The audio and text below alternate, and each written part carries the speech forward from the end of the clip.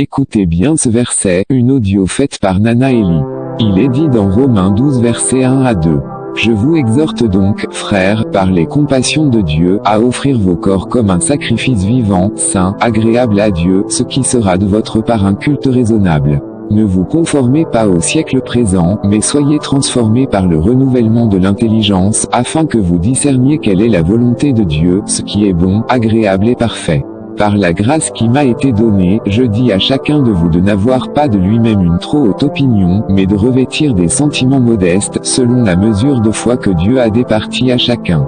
Car comme nous avons plusieurs membres dans un seul corps, et que tous les membres n'ont pas la même fonction. Ainsi, nous qui sommes plusieurs, nous formons un seul corps en Christ, et nous sommes tous membres les uns des autres.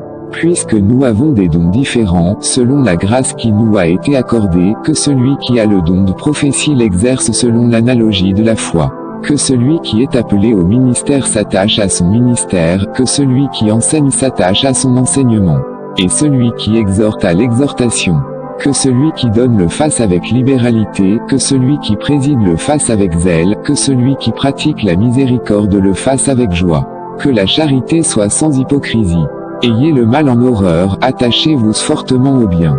Par amour fraternel, soyez pleins d'affection les uns pour les autres, par honneur, usez de prévenance réciproque. Ayez du zèle, et non de la paresse.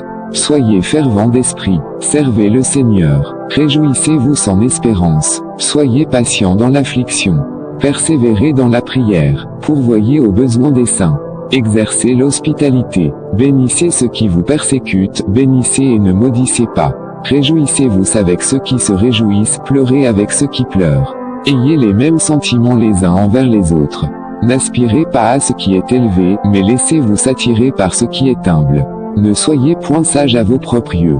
Ne rendez à personne le mal pour le mal. Recherchez ce qui est bien devant tous les hommes. S'il est possible, autant que cela dépend de vous, soyez en paix avec tous les hommes.